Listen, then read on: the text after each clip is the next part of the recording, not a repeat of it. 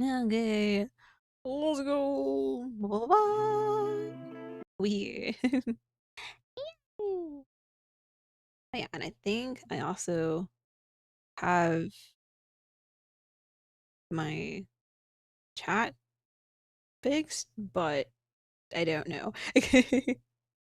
um, I don't know if it's fixed or not. Let me see if I type anything into my other chat if it'll show up.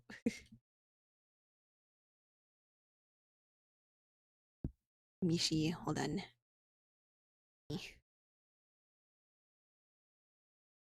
Oh, it works. Wahoo. Yeah, it works. Let's go. I was just like, it's not updated. That doesn't work unless I'm like actually like streaming at the time. So like that, you'll be smarter. There we go. I can also move myself over because I am all up in that. I am all up in that area. Okay, there we go. Haha, fantastic. It. That's not what I was trying to move. Trying to move the chat box. There we go. Fantastic. Where's my Yakuza? Well, that's gonna be, I don't know. I don't stream games consistently, you know this, Joshua. The only one I play like actually every week is Nikke, unless I'm like taking a break or something. I am like 99.9999999999999% a Nikke streamer. Everything else is more of a once in a while thing. But today we have a treat. We have a treat. Because there's some sales and some other things going on. And I played this game in December, actually, the original demo. And they reached out to me and was like, oh, hey, do you want to play our extended demo? It's going to be available during this sale and I think it's Dames for Games, I think. Yeah, Dames for Games. Spring Showcase. It was on the 6th, I believe. And I was just like, okay. Because I really liked the demo, but it was so short. I was just like, no, I need more. Don't do this to me. And then whoop. Hopefully, I don't know if I need to do anything specific for the extended demo because I already technically have the game, but I did re-download it, so I don't know if that helps. I hope it does. We stream Nikke and that's a game. That's what I said. I'm primarily a Nikke streamer. Other games are literally like once a month, if that. If that.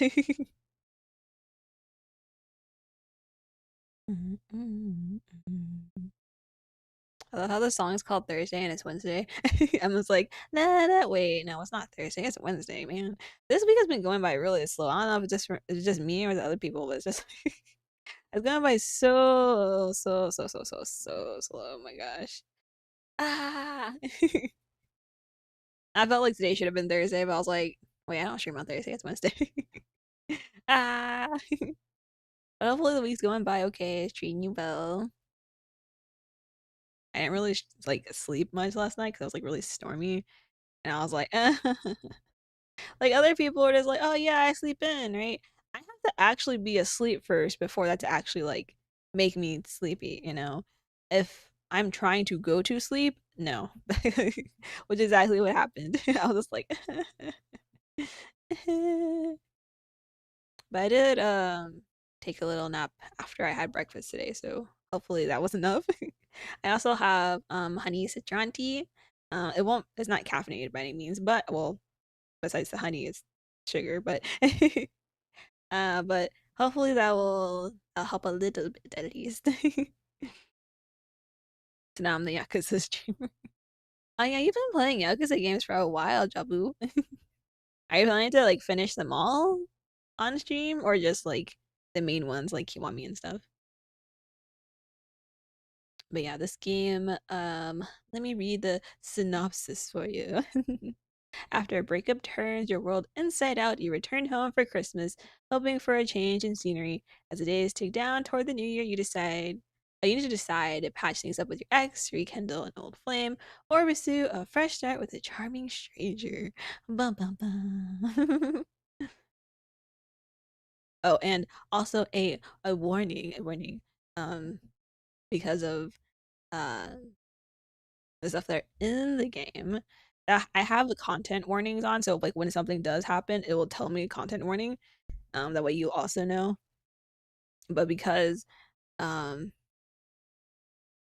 it is an LGBT game, there is not only racial prejudice, there's homophobia and transphobia as well. Depending on like the characters that you picked and like the choices you make in the game. So that's gonna be a thing. So if that is triggering for you, I do have it, so it will pop up when we do get to those certain parts. So if it ends up being too much for you, you can click off during that time. I'll even say it to y'all like, "Hey everyone, look, it says content warning." Oh, that's the plan. All of them. Oh, all of them. All the first ones, and then the spin-offs. Okay, okay. I see. I see. Makes sense. Makes sense. I'm thinking, like I said, for my birthday stream stuff, because I'm doing it for like 4 or 5 days straight. Ugh, I don't know how I'm gonna do that. I'm gonna be so tired. But Yakuza Kiwami will probably be one of the games that I do play during my birthday stream. Because I'm gonna need a game that's long enough for me to like go through consistently. Because I think what I'm thinking so far is to start at either 9 or 10 a.m. and then go until like 4 or 5 p.m., give or take, for most of the days. So I was like, I need a game long enough to get me through all that time. So Yakuza games are good for that. And I also do have we got Umigari, so I will be playing that too. It's gonna be the first game that I do play on the first day. So, and if I remember correctly, people said it took them about like 4 to 5 hours to beat. So that'll probably be that first day will be Umigari. Knowing me, I'll be like, how do I fish? Ah! The only games I've done fishing in is like Stardew and the Black Desert Online. It's really where I only really like fished in games. So I'm like, this is gonna be the whole thing is about fishing. So oh no no, I don't know. A perfect excuse to play Yakuza Kiwami. Exactly. See, exactly. I had this planned out. Don't worry, Jaju. I didn't forget about Yakuza. I didn't forget. And then from there I'll probably cycle it between Yakuza and like some demos. Like I said, I normally play Nikke, so like once a month or so I'll play something different. And it's usually a visual novel, but since I have Yakuza to play also now, I'm like I'll probably just cycle between them after. We'll see how much I can get done because we started a little bit of chapter 5, I think is where we left off on Yakuza Kiwami. So yeah. We'll do that.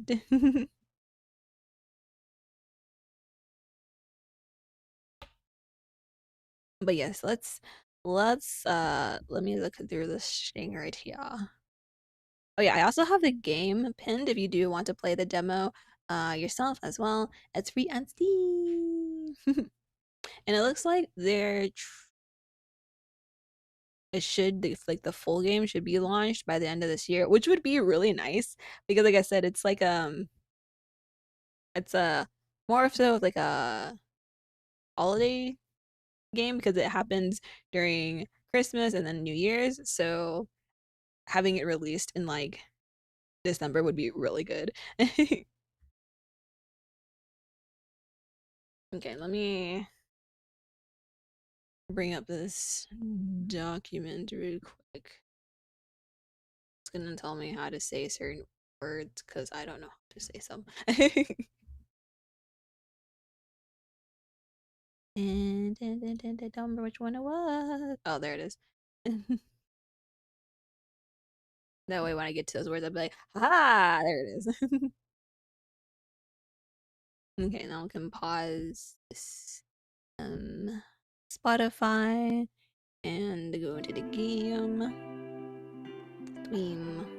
Let me in there. Let me in. No way, I need the game up. I'm okay. I have it ready. I know what I'm doing. And I was testing it earlier to see how far I need. I like that's really cool how you just like go off of it and they'll switch between the US and the Philippines, like in the background of the picture. I'm like, oh, that's so cool. That's so cool. Let me make this a little bit smaller. There we go, so it's not taking over the whole screen. But hopefully you can still see it. I do have the YouTube chat and the Twitch chat together. Woohoo! I did it. Woohoo! I totally forgot about it, and then since I had time, I was like, oh, let me get it done before his stream. Oh my gosh. But I kept all my preferences from last time, so the music should be fine, but let me know if it's too quiet or too loud, and I'll adjust it. Okay, so set up your player. My character is a woman. I was born female. And last time I picked per character. But I think this time I'll put it random. So we don't know what we're getting. That'll be fun. I love how you can like pick. As I was like playing it the first time, I was like, oh, this is really cool. I like how I can just pick. It's like, oh, what am I feeling today? But yeah, I'll do random, so we don't know what we're getting, and we can be surprised together. Let's see. Content warning. This game may explore themes of racial prejudice, homophobia, family conflict, and transphobia depending on the playable character's identity and choices. Okay, display in-game content warnings. That way I can let you know in case you don't see it. Prologue. The Arrival. 22 December. You sprint down the street. There had been an early sprinkling of snow 2 days ago, and the streets are still slippery with patches of black ice. Ooh, black ice! Oh my gosh. It's absolute madness to be running full tilt the way you are, but nobody bats an eye. You've lived here long enough to know that New York City is full of people who are late to something or another. I feel like they always depict New York like that. Like, is New York really like that? I've never been to New York. One day I want to go. In your case, your flight to Singapore is in less than 4 hours, and you still need to grab your stuff from the apartment. Okay. Run like my life is on the line. Slow down enough to avoid falling flat on my face. Well, if this was me, I would slow down enough to avoid falling flat on my face. Because, I mean, 4 hours before my flight, that's actually not too bad. Depending on how far away my place is from the airport. Because for international flights, you want to be like 2 hours ahead. Even for like domestic flights, I'm usually like an hour and a half early because I get lost. I get lost all the time. You know, I'm always lost. I'm gonna save in case this matters. I'm gonna save over here the new slots. Okay, return. I'm gonna slow down enough to avoid falling flat on my face. We do not want accident before getting on the plane, yes. You figure that if you end up as roadkill, you definitely won't make it for Christmas dinner. Well, yes. Your mother's are really mad enough that you're visiting for only a week, but you don't want to know how she'd react if you don't come home at all. Well, that's how I feel. As that for like a lot of international flights, it'd be nice to stay for longer than a week, but most of the time people can't get longer than like a week off anyway. Like even for, like depending, like for some people it's like getting a week off is like super rare and everything. So I'm gonna turn music down to show you a bit more. There we go. You're a yard from your apartment building when two very familiar hairy things burst out of the front door and charge towards you. Doggos! They leap straight at you, yapping noisily, knocking you off balance. You take a step back, right into a patch of ice. Oof. You flail frantically in the blind hope of catching a nearby railing. Oh. So this one's gonna be female. Okay. The same as last time when I played, I picked for this one to be female. I wonder what the other two are gonna be. I swear, watch it be like the exact same as that way picked last time. Oh my gosh. Fortunately, someone catches your arm before you face plant into the sidewalk. Why, thank you. It's not. Your housemate. I'm so sorry. Kehoe and Liz dashed out before I could clip their leashes on.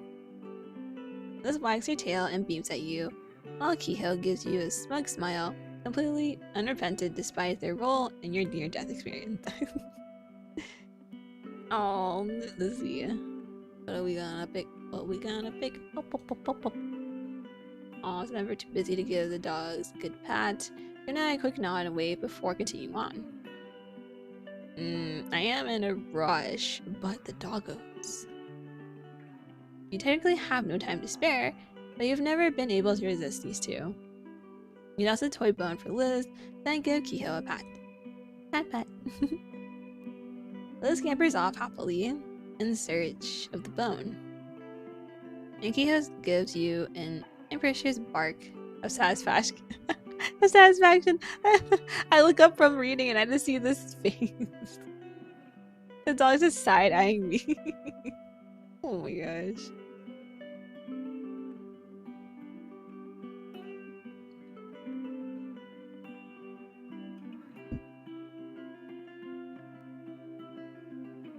Oh, that's what I forgot to leave out of this thingy. For the thing. I can... But I don't want SiriBot messages to come up all the time. Like, I was like, oh, that's probably not the greatest. I don't remember what I did to get that. I'm like, wait. How did I do that last time? Nah, it's okay. I'll figure it out another time. Now watches you, gaze lingering, expression hovering somewhere between fond and sad, and something you still don't have a name for. Even now, her voice carries a warmth you've spent the past few weeks trying to forget. 4 weeks ago. The rigor had been amicable, mature. You'd both simply been moving in opposite directions, or so Nat had put it anyway. You stand in the kitchen of your shared apartment, reeling from all that had been said and left unsaid. The radiator hisses unevenly in the corner, working overtime to fill the silence. A half-drunk mug of tea sits between you, long since gone cold. You sense that Nat hadn't been happy for a while now. You hadn't realized that it had gotten this bad. Breakup bad. That's the problem with relationships, is that like when you've been in a relationship for a really long time, you just get comfortable and then you just stop like making efforts, and then you stop like, you know, talking about things. And it's just like, no, you gotta still keep putting in the effort. Keep doing the things. Imagine being in one. No, it's okay, Jaju. It's okay, just play a romance visual novel. You'll be in one. A fictional one, but at least you'll be in one. That's okay. It's okay. That's why romance like books and movies and all that exist. You can put yourself in the character's shoes. Oh, that's worse? Nah. Nah, it's great. It was like, my friends used to make fun of me all the time. They're like, oh, am I and her fictional boyfriends? I was like, look here. At least I have something. And my other friends like, oh. And I was like, yeah, at least I have something. Are you even happy with me? I'm not unhappy, just too busy and distracted. Deep down, I know I haven't been happy.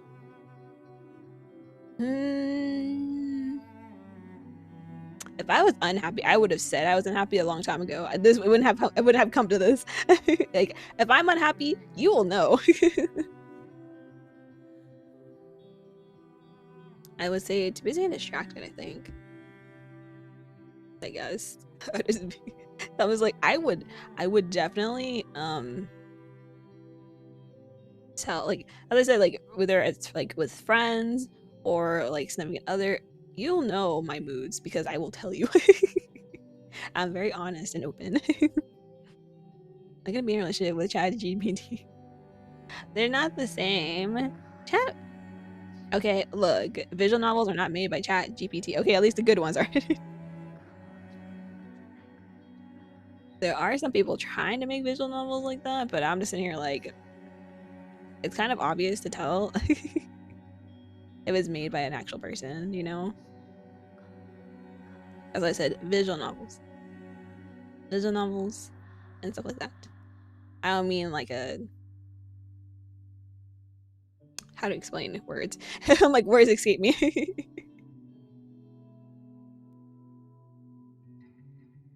Like there are some games that use ChatGPT to like make it easier, but that's why it's that one Japanese guy who married Hatsune Miku. Yeah, there's a lot of those kind of things also. So, and then they're also making robots that people can have relationships with. So, yeah.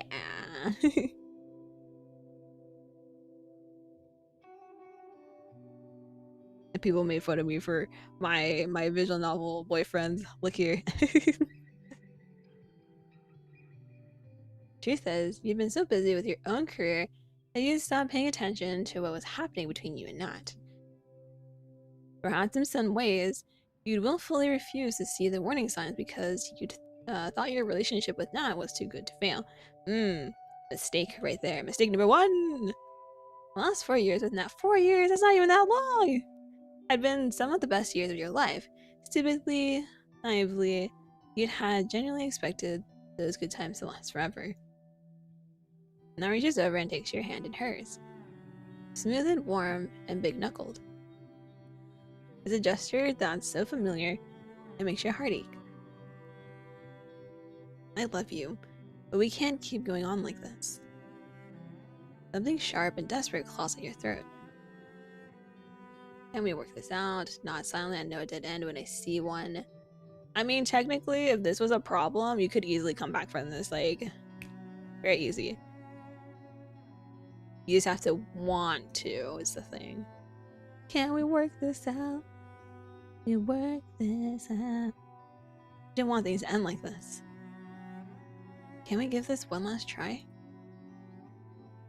Nat wavers. For a second, you think that maybe it's not too late to save this. But then, Nat takes a deep breath and seems to steel her resolve. She shakes her head sadly. How many last chances have we given this? Ooh, have we had this conversation many times? Because that's not gonna be that's not gonna be good. You bite your lip and curl your fists. Your nails dig deep into your palms. You wish you could pull Nat in, hold her tight, and refuse to let go. Instead, you nod mutely and look away to hide your prickling eyes. A week passes. 3 December. You're still living with Nat in the same tiny apartment.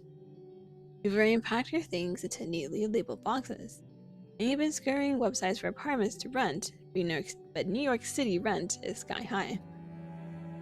As a late 20-something-year-old without much savings to your name, there just aren't many options. Trying my best to move on, and like my belongings, my feelings prove a lot harder to pack up and stow away. Well, when it's the end, it's better to just move on with your life. If things are meant to happen, things are gonna happen. That's how I think about things. Things happen for a reason. If you're meant to be back together one day, well, then you're gonna get back together. You pack your feelings away and seal it up along with the rest of your belongings. These boxes to contain half of the life you once shared. You remind yourself that this is for the best. That this is what Nat wanted. A car honks loudly. The sound of traffic transfers you back to the cold street. breath fogging in the December air. It's beginning to snow properly now. Tiny snowflakes settle in Nat's hair on the shoulders of her jacket. Establishing distance. Well, I mean, it's not like we hate each other or anything.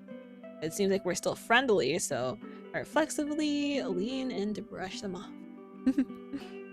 Imagine.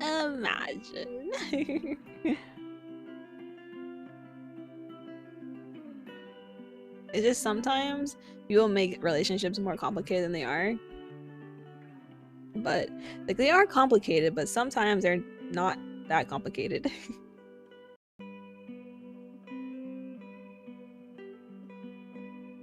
I think for me, it's mainly just because I'm very honest and true to myself. So I don't see anything as, like, complicated per se. but that's kind of my problem also. I'm too honest. I can't hide anything. Like, if I don't say anything, it's like, it's on my face. You already know. Before you realize what you're doing, reach out to gently brush the snow from Nat's hair, tucking a stray strand behind her ear. You hear the soft intake of breath when your fingers graze her ear. Nat blinks, cheeks coloring slightly in surprise. Ooh, she's blushing. Let's go. You pull your hand back, wondering if you'd crossed the line. The Nat's gaze is warm, and it makes you wonder if she, too, is thinking of all the winter holidays you spent together, making snow angels and sipping hot chocolate by a window. Imagine making snow angels! I've never made one. It didn't snow that much here. When it snows, it's not that much. So I'm like, oh man, must be nice. For a moment, you can just about pretend you're 21 again, college seniors, still in love and full of hope for the future. The space between you seems to crackle, but the silence is a thick layer of hard-packed ice. It's Nat who breaks the silence. When does your flight leave? 3.5 hours. With a change of expression worthy of an 80s sitcom, all the color bleeds out of Nat's face. Oh no! Shit, need a lift. Now your hesitation, Nat waves a hand. No problem. At the point of a holiday, you can't even use it to save a... Nat falters a little at this, but soldiers on. Housemate in a time of crisis. Yeah, because like, what are we? Are we friends? We're not together anymore. It's like, The hesitation when Nat said housemate makes your heart constrict. Well, I'll see a weekend. A weekend. I shake my head stiffly. Can I keep relying on you like this? You're not a grateful hug. Thank you. How would I repay you? Do you want my firstborn child? I joke. Honestly, if I'm close to someone, that would be the first. That would be what I would say. It's either that or a simple things without the hug. I'm not very much like a huggy person. I don't like people in my bubble. So I'm like, I guess this third one would make more sense for me, I guess. Nat laughs slightly, and you remember how much you love the sound. Aw, she's blushing again. Let's go. You catch an expression flicker across Nat's face that's all too familiar. You'd only joked about marriage and children, though those times are long over. Oh, hell no. Keep your future children. That's also something I would say also. I'll take a booba hug. A booba hug. Alright. You mean a booba smush. En route to JFK.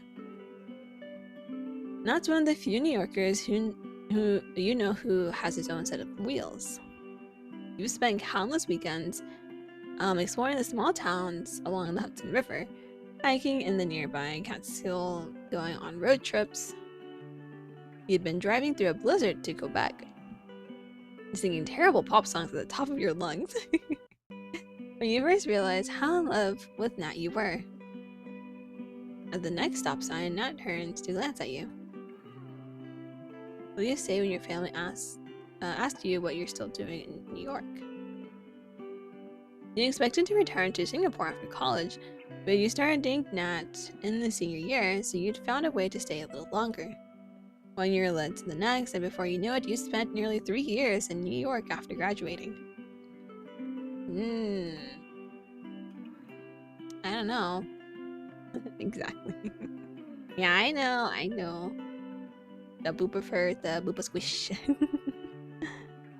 I do miss Singapore sometimes. I wonder what I'm still doing here. Even without Nat, New York's starting to feel like home. If I've been in another country for 4 weeks, I still would probably be homesick, I feel. Regardless, so I would say I do miss Singapore. At this point, you've been in New York for 7 years. Well, I mean, even then, I still miss home. I feel like even if I was gone for like 10, 20 years, I still miss home. It's just not the same.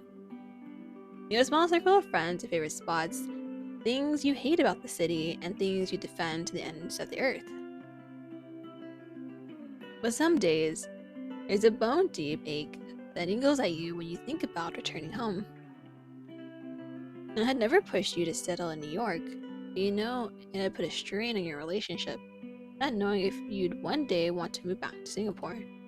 At times, you do wonder if the breakup had always been inevitable. Without Nat, you're not sure there's anything left in the city for you.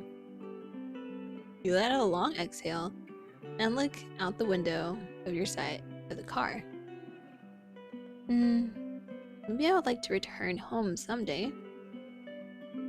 Nat stares at you for a long time, the pain in her eyes unmistakable. There's a brief silence. I'm sorry, I would still miss home regardless. Look here. Hi, I've been here for almost 2 years. And I assume you miss home, Jabu. It's just not the same, you know? Cause like I remember like when I first moved out of my parents' house, like even though I had Wei, I still felt like I missed home a lot because for the longest time it was just me and my mom for like so long. So it felt weird not having her around to talk to, you know? So it was really odd. And then one thing led to another and we adopted Mickey. We originally were going to the animal shelter just to like look at the cats, but then we saw Mickey and I was like, Mickey, I want that one. I was like, I want that one. and then it was funny because like this other person saw her. It was just like, oh, that one's cute, and I was like, no. No. I was just like, wait, we gotta get Kitty quick. Just make this wedding band dress up as your mama. No, that'd be weird. Hell no. There's a brief silence. I don't know if the city will feel the same without you. The traffic light turns green once again, and Nat starts the car up again. Nat slides into a spot at the airport drop-off area. See you when you get back. You can't help but think about all the times Nat had driven you to the airport, kissed you goodbye, and told you how much she'd miss you while you were gone. How many things had you done together without knowing it would be the last time? Now reaches across the center console and takes your hand. Your heart leaps to your throat. There's something soft and unguarded in her gaze. It makes you want to lean in. Yeah, we're still over, so I would say no kissing. That's a terrible idea. Say goodbye. You squeeze your eyes shut and force yourself to take a deep breath before turning back to Nat. Merry Christmas, Nat. You shut the door behind you, heart thudding in your chest. You've been a whisker away from a bad decision. One very long flight later, seriously. Like, I don't remember how long the flight was to Vietnam, but like, I remember only sleeping for like maybe 2 to 3 hours. Which would explain why I was so cranky when I got there. I was just like, I need sleep. 24 December. Ooh, it's almost Christmas. You wheel your luggage into the lift of your public housing block. The doors are about to clink shut when someone dashes towards you at full speed. Oh gosh. No, no, no, no, no! That's a timed one. Whoo! I see that timer going down. I'm like, ah! Okay. Did nothing take. Oh god. I pressed the wrong button. I'm sorry. I'm sorry. And your pancake hit the wrong button. A shrill, high-pitched wail goes off. You hurriedly take your finger away, but the lift doors continue to close. Oh, hello, boot. While you're panicking, the lift doors clank shut around the boot. Oh, we got the male version this time. And we felt so hot though, so it's okay. Last time we picked the female version, but we got the male version. Alright, alright. Okay, hello. Nice to meet you. The doors creak open again. Finally, the alarm stops. And the person who'd been running for the lift strolls in, grinning at you. Wow. Alerting the blog that I'm stealing your lift. Well, I pressed the wrong button. Grunt meant to press or open. Right. In my defense, you look like the sort of one who wouldn't share a lift with. Grunt ruefully. I was trying to help, I swear. Yeah, I was trying to help, I swear. Jeez. Let's add a low musical laugh. Dark eyes dancing with amusement.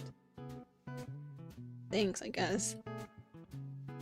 Choose not to press the button for the 11th floor. The one you live on. Ooh, same floor, let's go. You put 2 and 2 together. This must be Shay, your neighbor's new tenant. The one your mother complains about in every phone call. Oh, mama. The company he brings home. Oh, bring people home too, yo. The late night jamming sessions with his bandmates. The muddy mountain bike tracks he leaves in the corridor. I mean, if there was a place to rinse off your boots before coming in, that would be nice. But if not, I guess understandable in a way.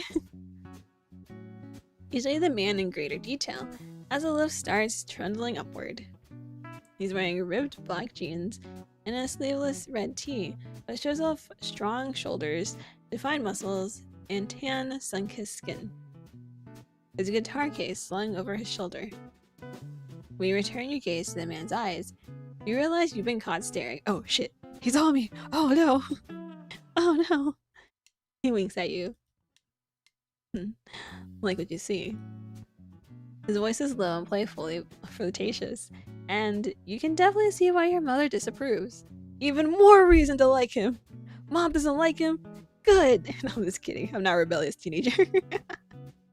Okay, let's save here.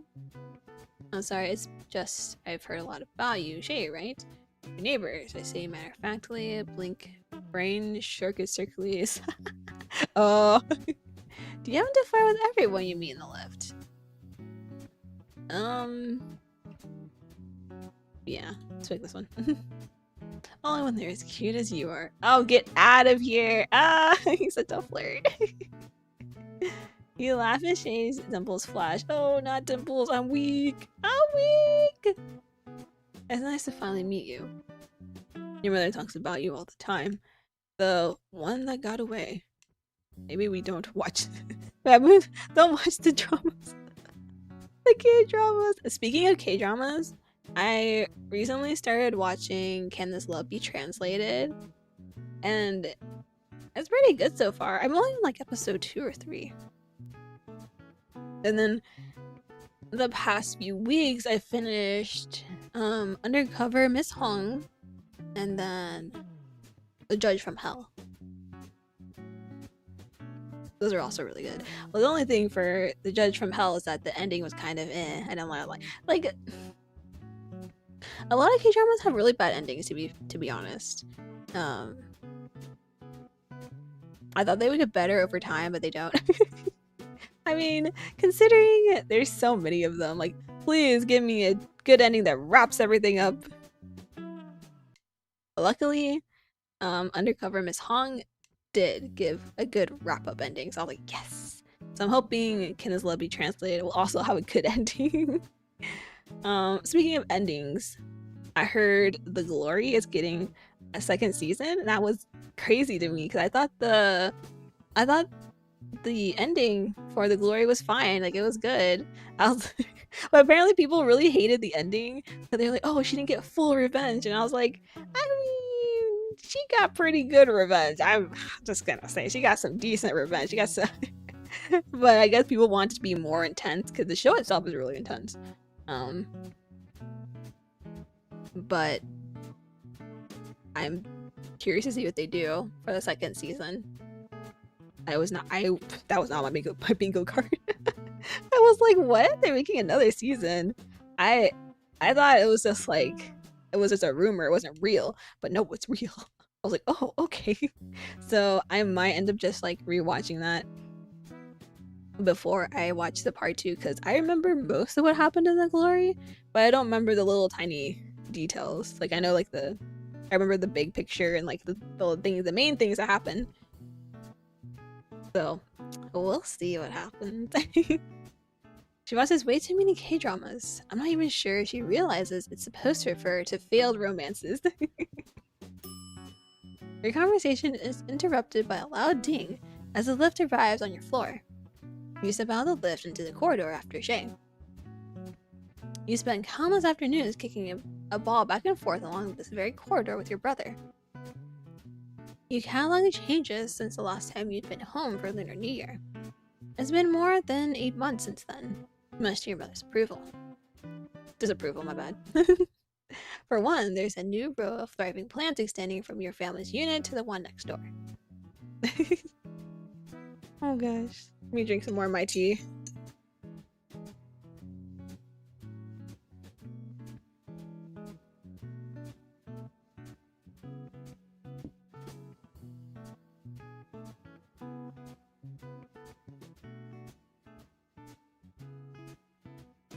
Okay.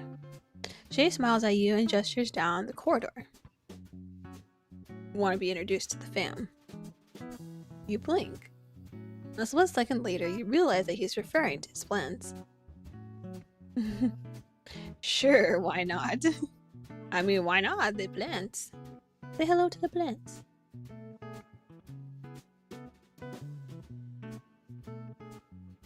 Shay introduces each plant to you in loving detail. The Pinnacle Orchid, Indestructible ZZ Plant, and the Drama Queen, Fiddle Leaf Fig.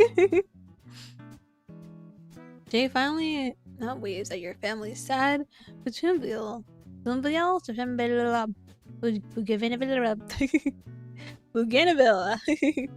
has been neglected for years.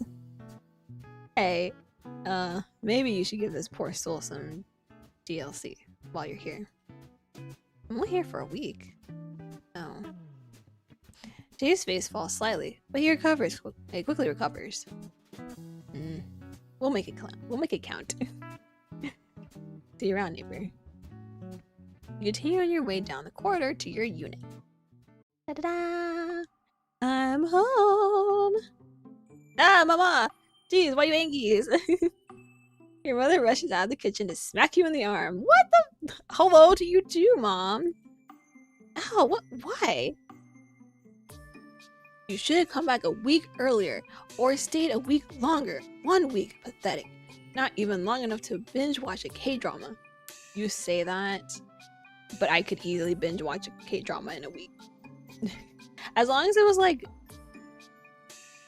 12. If it's more than 12 to 13 episodes, then no. But if it's 12 episodes, psh, mama, you underestimate me. A second later, she pulls you into a brief hug. She's never been a particularly physically affectionate person, but she does hug you each time you come home to visit.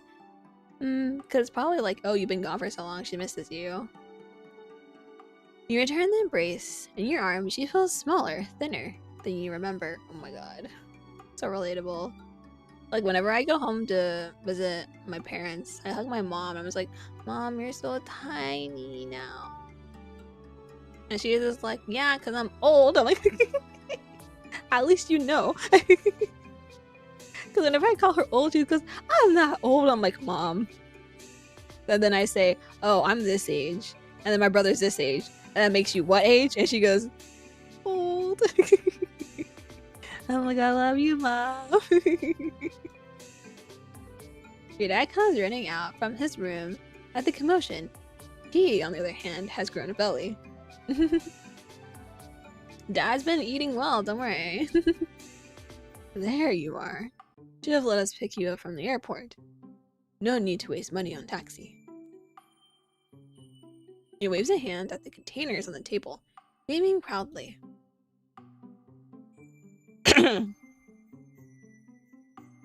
A debaud from your favorite stall at Red Hill Market. Your mother frowns cursorily at you, in your ravenous expression. What? What I do? Don't I think you come back for the food more than for us? Look, it's a little bit of both. When I visit my parents too, I was like, it's both the food and the parents. Because like, if you go to a Vietnamese restaurant, most of the time they don't make it traditionally, so it tastes different, and it just makes me sad. So when I go home, I'm just like, Mom, Mom's food is delicious. Because she still makes it traditionally, even though it takes her hours, and she really shouldn't. Because my mom has like chronic illnesses and whatnot, so she really shouldn't. And even my brother's just like, make sure she's not like cooking for too long. And I'm like, bro, by the time I get there, she's already more than halfway done. But then Wei and I will help for the rest of it. But before we get there, he's already cooking things. I'm like, Mom! No! Your dad shrugs. I'm happy as long as something works as bait. Where's D? Oh yeah. Oh, that's cool. They didn't, if I remember correctly, this wasn't in their original demo. Like, it tells you what these mean. Because like, give me the cultural notes from it, like for it. This one actually tells you what it is. Interesting. Nice. He's hanging out with a friend again on Christmas Eve. She makes apostrophe marks with her fingers at the word friend. Ooh. Is it a special friend? And shares a meaningful glance with your father. You take this with a pinch of salt. Your mother has a habit of simply assuming things that she'd like to believe. And yet, she had done the opposite with Nat. Continuing to refer to her as a flatmate a month after you told them about your relationship. Oh, here you go. Trigger warning. Slight racial prejudice and homophobia. Trigger warning, everyone. You suppose that for them, it was just easier than confronting the fact that you were dating a Black American instead of a Chinese Singaporean. Of the wrong gender, too. Yeah. That's like a big thing. Because like for me, I'm very odd. Like nowadays it's not so much, but before it was, because I'm Black and Asian, and usually doesn't go well in the Asian community. So growing up was tough, I understand. And before you can sink further into these thoughts, the front door swings open violently. Hey bro, what up? Your younger brother tosses his socks and bag by the gate and sashays into the house. Don't leave your socks by the door like that! Hello, something smells amazing. Can I have some? Your mother rolls her eyes and mutters something about bottomless stomachs, but waves everyone over to the dining room. Don't worry, food is food. We all enjoy the food. That's why it's a very common thing for Asian households when it's like, oh, they complain about your weight, right? Like, oh, you're getting fat, right? But then they say you're not eating enough. And you're just sitting here like, you can't have both ways, okay? Like, hello. Elbow my brother, smirking. Mom thinks you were on a date. Nod at him, silently awkward. Hi, smile at him, sup. We used to be close, but we've grown apart since I left. I would say mom thinks you're on a date. Wait, did I save already? Okay, I did. I blinked for a second. I was like, did I save? Wait, did I pick the wrong one? Oops. No, wait, hold on. Yeah, I picked the wrong one. This one. Your mom glares at you, betrayed, but your brother only laughs. Your brother's eyes light up with hope. So, it's true. I can neither confirm nor deny. I mean, it might be, maybe. Because very much so. You don't want to tell your parents you're in like a relationship unless it's very serious. Like very, very serious. Otherwise, woo, they're gonna hound you.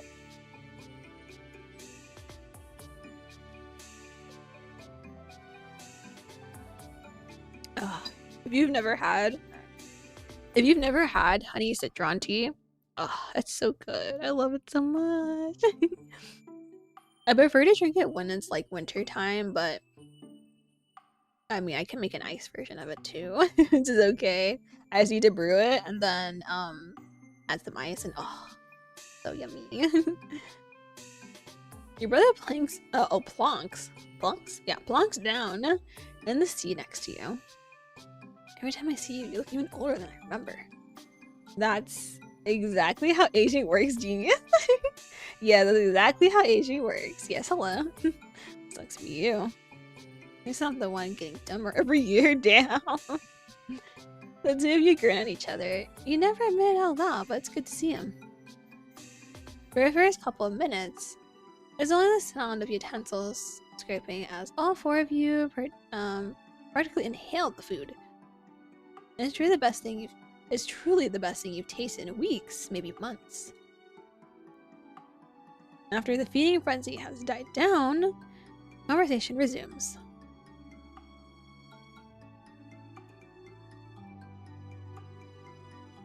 So, how have you been?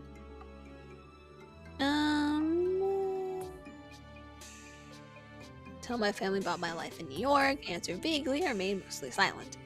Like I said, I'm an honest person. I'm an honest, open person. So, like, even with my parents, I'm a very honest, open person.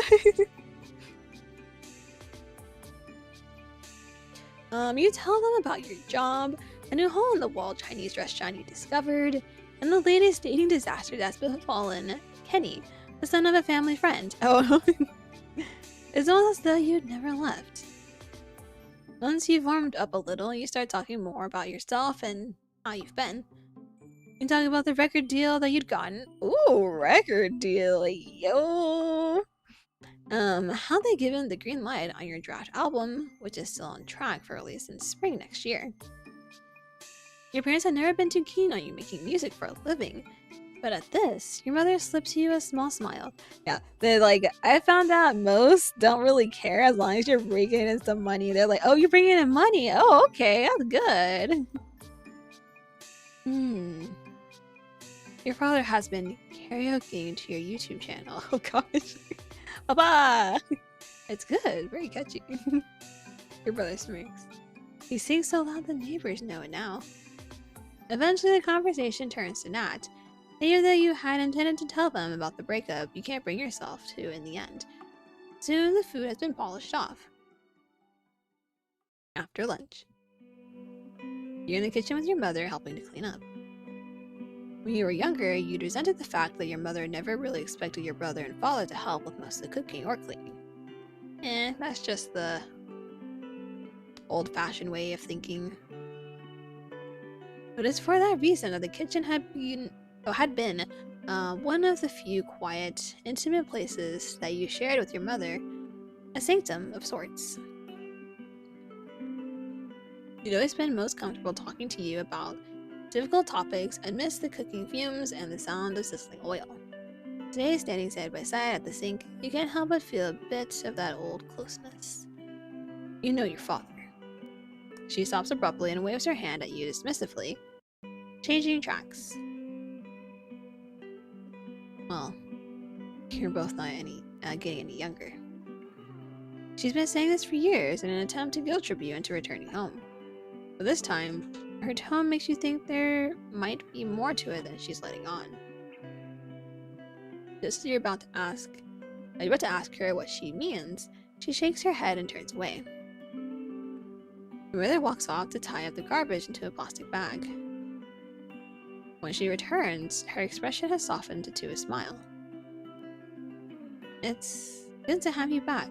I just wished you'd stay longer. Well, Mom, it sucks. I mean, granted, I haven't been back to Vietnam in like a really long time too, and they keep asking my mom. They're like, "Oh, when is Mike coming back?" And I'm sitting here like, "That's an expensive trip. I don't know about that." It costs a lot just for the plane ticket alone. So I'm like, I don't know. Hi, Chief. Thank you. Hopefully, you're having a good Wednesday today. We're playing this demo of Merry Crisis, which is a romance visual novel.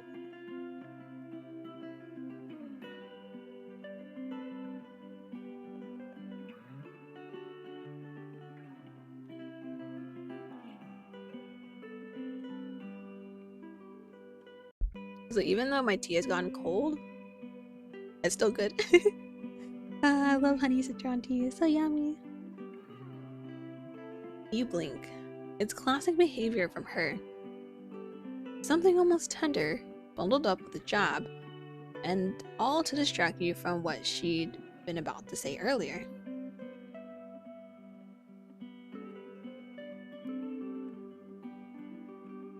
From what were you about to say? Smiled at her. I missed you guys too. Just not able to say it back. No, I missed you guys too. Your mother's smile wavers a little, and she suddenly blurts. Help me convince your father not to eat so much oily fried food, okay?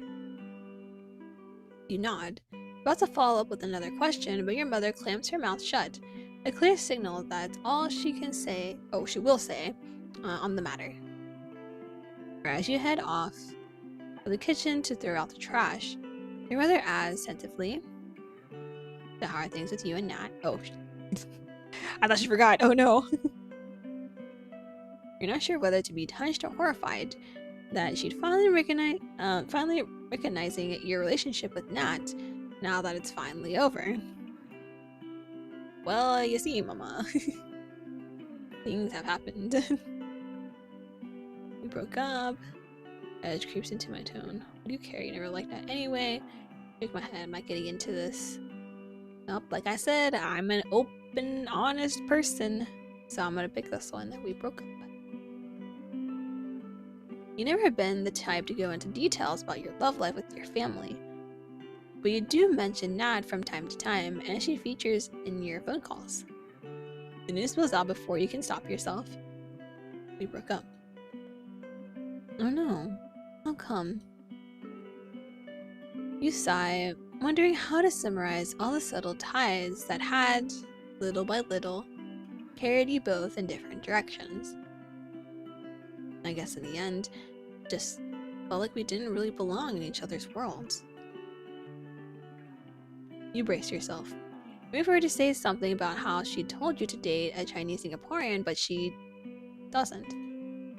In fact, she actually does look sorry for you, even though her tone is gruff. With internet, there's still such a thing as different worlds, meh? You draw in a long breath, then shrug. Honestly, you're surprised at how your mother is actually trying to talk to you. That's new. I feel like that happens more so like when you're very far from your family. They start to realize, oh, you're so far, and it's better to just be on good terms with each other and understanding rather than being bitter and resentful, you know?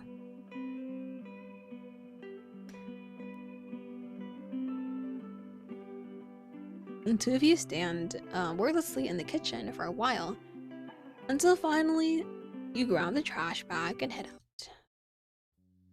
My journal is being updated.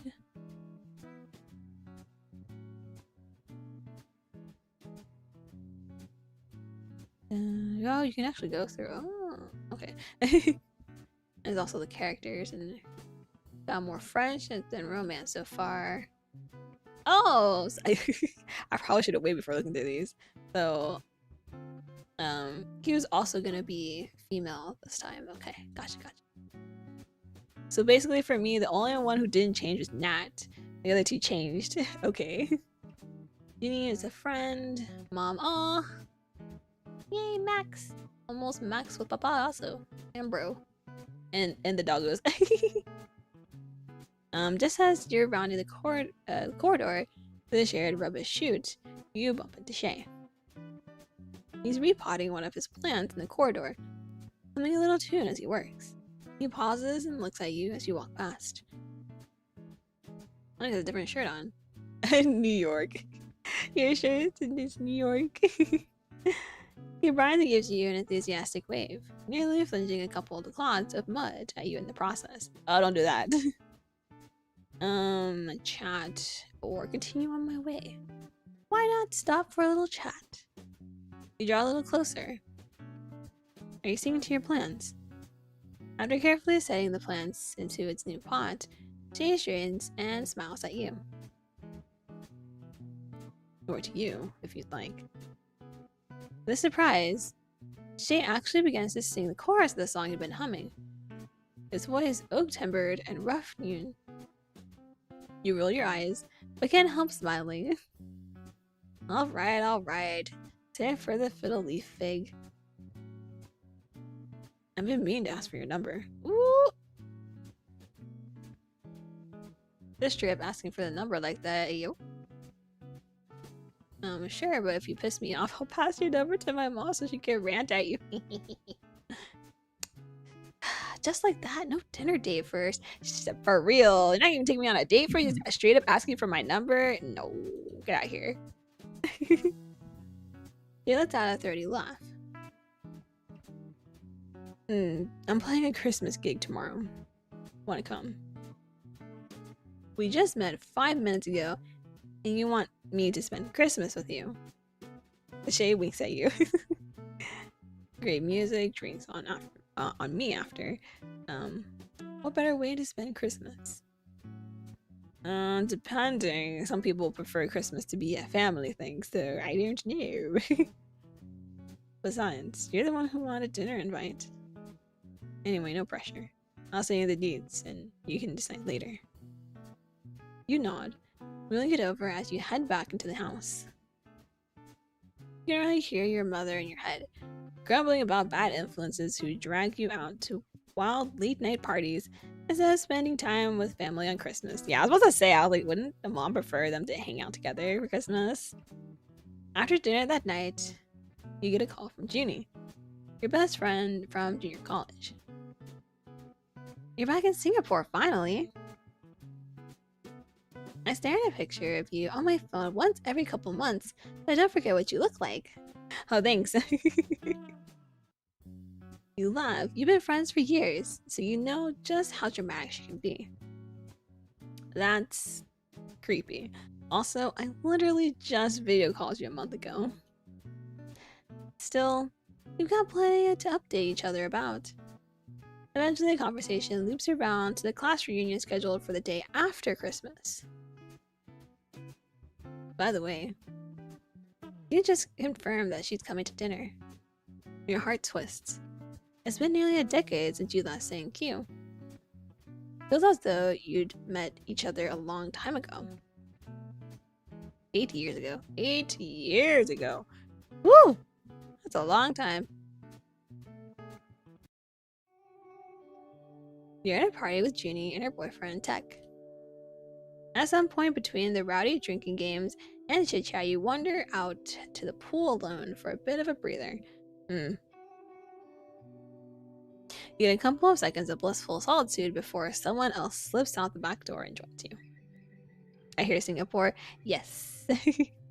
So for this visual novel, the main character is from Singapore, but they were living in New York for a bit for college and is now visiting back in Singapore for Christmas and New Year's, I believe.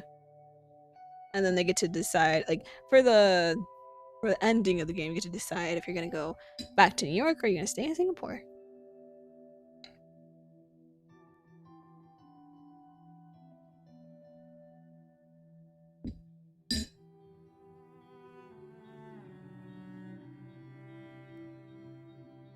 It's cute. You've seen her around at school and seen her name on every single dean's list since the dawn of time. It's just so interesting how it switched everything except shade for me this time. I was like, what? But I also have the game pinned, so if you do want to play the demo on your own, you can. I thought it was really interesting because I've never seen this being able to change the gender of the people that you're romancing. Because normally changing for the main character is pretty standard for some. More so for like Amare and stuff. But I was not expecting that. But yeah, I played the original demo words. Can't words today. I played the original demo in December. And then they released the extended version, which is what we're playing today. So woohoo! Excited. You know, she's got a reputation for being aloof, but you've never really spoken until today. You need some peace and quiet. You laugh and raise an eyebrow at her pointedly. Yeah, well, I'm not going to get it now. The conversation starts small. School, mutual friends, favorite bands, and somehow the momentum sweeps you both along with it. You listens more than she talks, and her attention feels all encapsulated. Words. Encapsulating.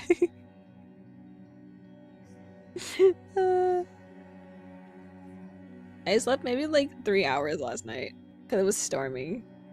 And I did have a nap, but apparently that did not help me. My brain is struggling. Time passes in a hazy blur, thick and viscous. Yeah, you keep talking longer than you'd planned to. People occasionally come in and out of the back door, but you barely even notice. For who knows how long, nothing pierces the bubble that forms around the two of you. Eventually, though, the party begins to empty out, and the few remaining people come streaming out of the house. Suddenly there's a loud whoop, and the host dives headlong into the pool. Oh my gosh, with a massive splash.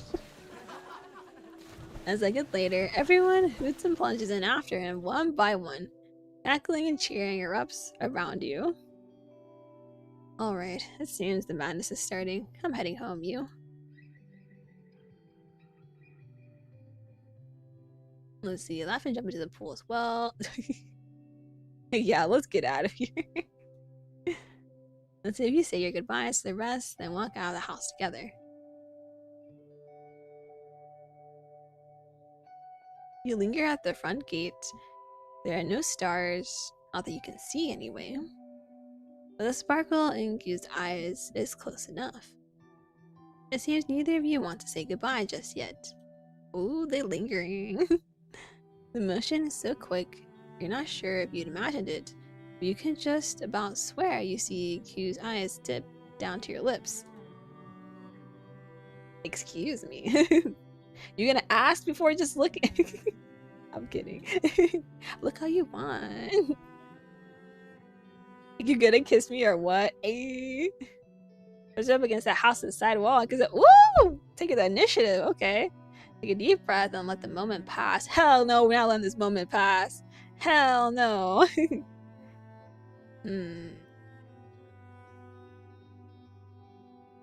I mean, technically that is exactly what I would say. I'd be like, why are you looking at my lips for? You want to kiss or something? Quite exactly what I would do. Your breath hitches, a cue closes the distance between you. One thing had led to another tonight, but you certainly hadn't expected it to lead to this. The kiss is bruising. These hands come up to grip your hips, and the world swirls all around you. As she finally pushes away, she's breathing hard and eyes still dark with desire. Oops, where'd it go? Okay, I didn't go too far. So, how are you getting home? I want to walk together. Walk together, walk together, walk together! You smile. The other Q had found a way to make the night last just a little longer. Weeks pass. After that, the two of you go back to your separate parallel lives. Occasionally, you'll bump into each other in the hallways between classes. That kiss slowly fades into memory. Ooh, this is new! Ah! Excite! Super excited! New stuff, new stuff, new stuff! I love new stuff. That is, until the final year of junior college. As fate would have it, he transfers into your class and gets assigned a seat next to you, Is an inescapable intimacy to sitting shoulder to shoulder for hours every day, watching you take notes in your absurdly neat handwriting. As the days go by, the two of you begin spending more and more time with each other after class. Ooh! Being cold. Keep my feelings to myself. Nope, I'm gonna flirt openly. Let's go! Don't have a name for it yet, but every time her eyes meet yours across the classroom, there's a sharp tug at your gut. You find every opportunity to tease Q, to make her laugh. Whenever she smiles or blushes, you feel your heart flutter just a little. Even your classmates begin to notice, and it becomes a running joke in your class. You ask if it's too much, and she'd prefer if you left her alone. He flushes right down to her neck. All blushing. No, it's fine. From that moment on, you start thinking, hoping, that maybe, just maybe, she feels the same way about you. One afternoon, after cheering on your school team at a football match, you're on your way home when you realize you left your wallet behind. Cursing, you turn back. The storm hits. Ooh, we'd be stuck in the school during a storm. Ooh! I'm ready. By the time you locate your wallet, face down in a puddle. Oh, no, my wallet! At the edge of the field, you're completely soaked through. As you bend to pick the wallet up, a shadow comes over you. Oh, your shirt's see-through. Ma'am, your shirt. It's cute, trying to vigilantly to hold an umbrella out over the two of you. The rain's coming at you in great horizontal sheets. Oh, I hate when that happens. Comes in sideways and it doesn't even matter per se if you had an umbrella, because it's coming in sideways. And the wind is yanking the umbrella around, despite Q's best efforts to keep it upright. Thanks, but I'm not sure the umbrella is doing much at this point. Didn't realize you were such a defeatist. By the time you reach the shelter of the bus stop, you're both soaked to the bone and breathing hard from sprint. Oh, hair down too. Hey. He looks down at her drenched clothes, pushes a wet strand of hair out of her face. The bus stop is deserted. The buses must have just gone by, which means there's a long wait ahead. The rain's loud enough that there's no pressure to talk. The Q holds your gaze instead of taking out her phone. Ooh, got all the attention. Let's go. As you study Q, you notice that her lips had gone slightly pale, and she's shivering slightly. Oh, do I got a jacket or something? Oh, I'm sorry. Let me just use myself. Jesus, you look like you're on the verge of death. I might be.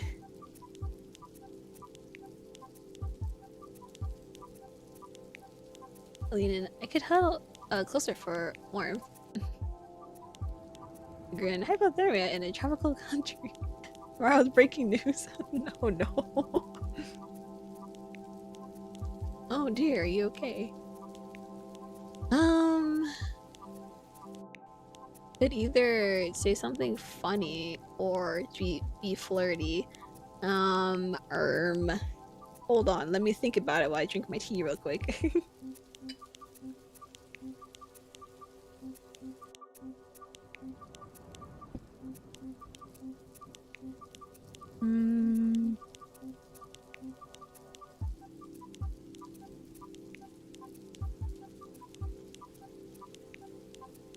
Yeah, we could huddle close for warmth. The eyebrow raise though. You blinks and arches an eyebrow. You see a spark of amusement in her eyes. Are you taking advantage of the situation? You grin, stepping closer. Suddenly, her face is only inches from yours. Maybe just a little. A second later, he is leaning in. Still enough for you to pull back if you wanted.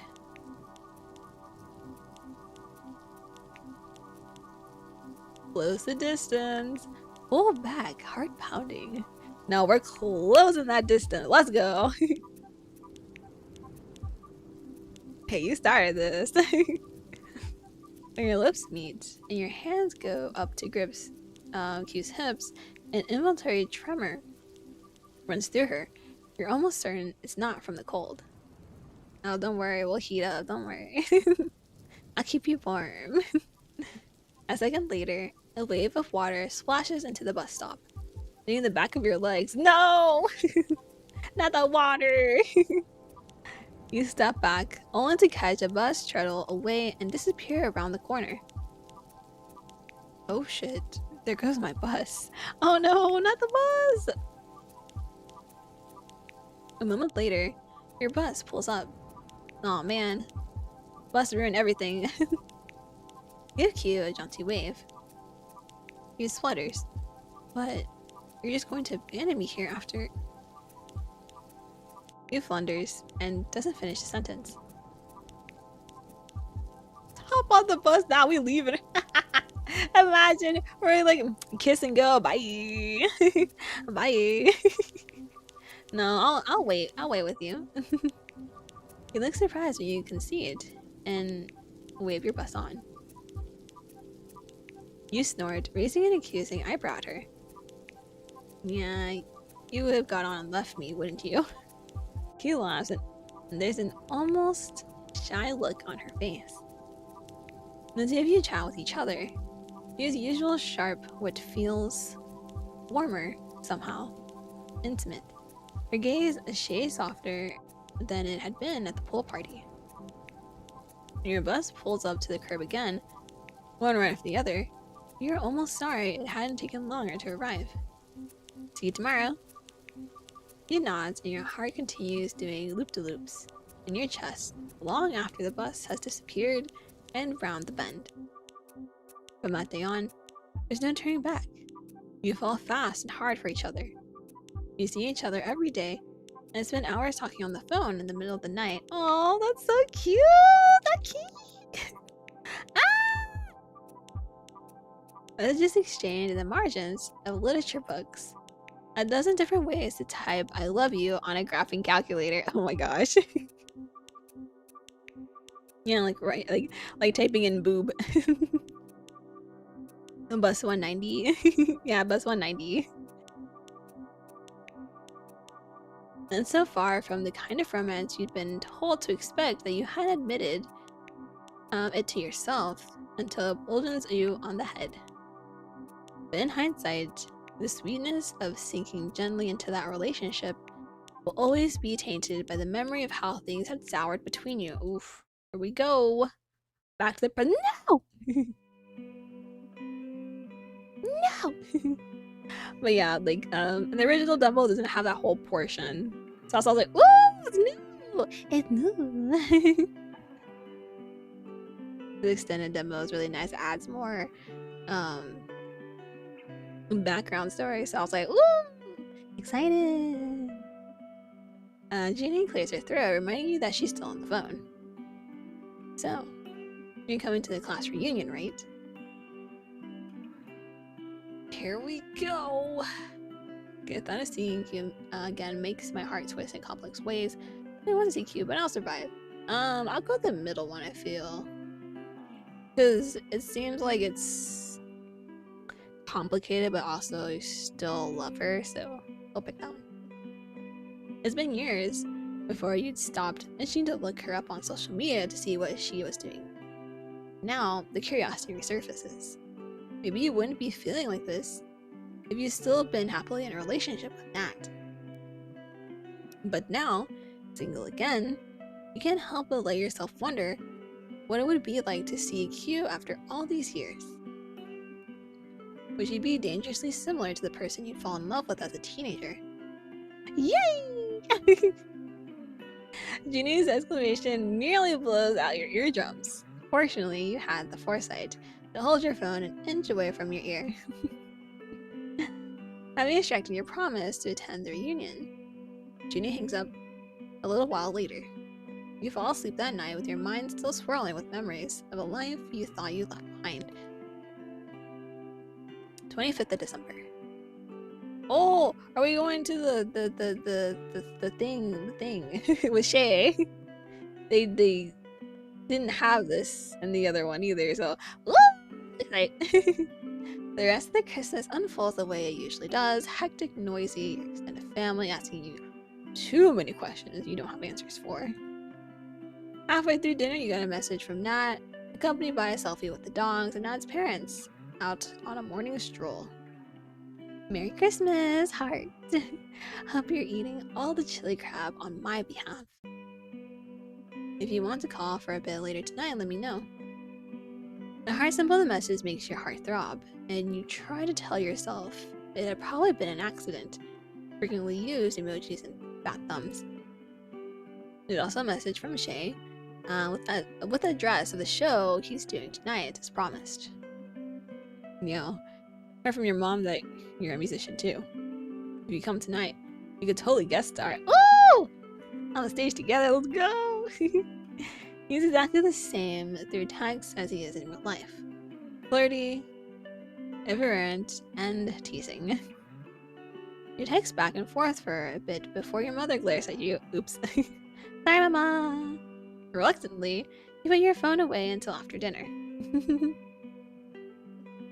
Once dinner winds down, you head out of the restaurant with your family. Then Shay's messages await your reply.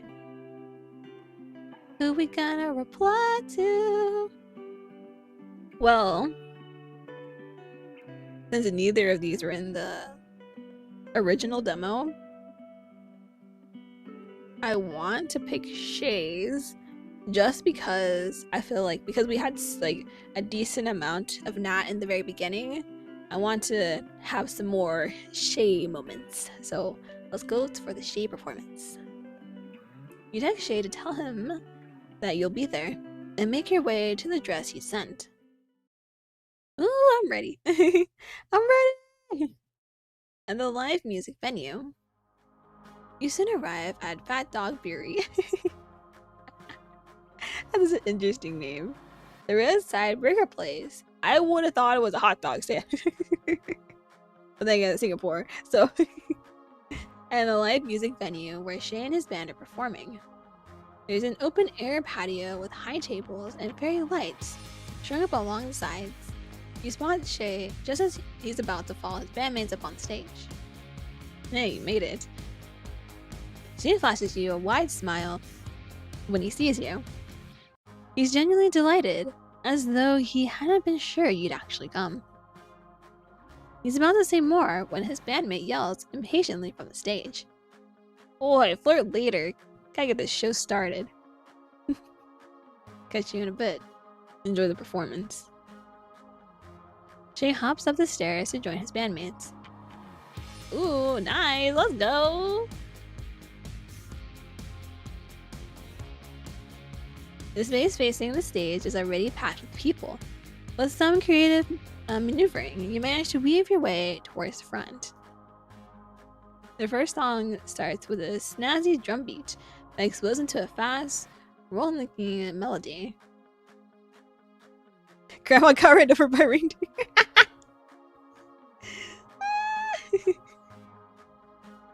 The lyrics are absolutely ridiculous, and honestly, you expected nothing less from Shay. I can't. What the heck? By the time the chorus comes around, most of the crowd is snorting with laughter and clapping or singing along. After this silly, upbeat opener, the band eases into a couple of original songs. Your gaze zeroes in on Shay as he effortlessly works his magic. You hadn't been sure what to expect from Shay, had wait when Shay had first asked you to come, but you're completely swept away by the music. Close to the end of the hour-long set, Shay's gaze picks you out amongst the crowd. You asked me to get on stage right now. I'm not prepared, sir. I'd like to ask if a special guest would like to close out the night with us. They're both surprised oohs at this, head swivel in all directions, curious. Jay shoots you a warm, playful smile, waiting for your answer. Oh. I mean, I'm already here. I mean, why not? Loud cheering from the crowd as you climb on stage. When Shay introduces you to the crowd, they go wild for you. Someone cups their mouth and shouts, "I love you," either a fan or a very drunk person. I am pretty sure a majority of them are very drunk. No, hi Hugh, welcome to stream, hi. We're playing a visual novel today. Yeah, a romance visual novel. But like I said before, if you are enjoying the game and you want to play it on your own, make your own choices, I do have it pinned both on my YouTube chat and my Twitch chat, so the link is in there if you want to click on it. Shall we do borrowed time? You nod, surprised that Shay knows it, probably thanks to your mom, who tells everyone who will listen about your songs. This is an original song I wrote, about moments you wish could last forever. Once the audience quiets slightly, you give the signal to begin. You performed the song to a crowd dozens of times before, but it still gives you a thrill each and every time. Shay's guitar weaves a soaring thread around your voice. Then the second verse, Shay steps closer to share the microphone and joins in, voice harmonizing with yours. There's a raw undercurrent of vulnerability in Shay's voice that feels so intimate that you find yourself holding your breath, unable to look away. The fact that they were able to do this so easily without actual practice is very impressive. The two of you trade the bridge back and forth, improvising a duet. You make instinctive adjustments, stretching some of the notes and shortening others, carving out space for Shay's voice and guitar, just as he does for you. The string lights illuminate Shay's face as he sings, face inches from yours. Your eyes flicker shut, and you let the music push you into dizzying freefall. The song sounds completely different from how you'd written it, but you like it this way. Two voices swirling around the deep, rich bones of drums and bass.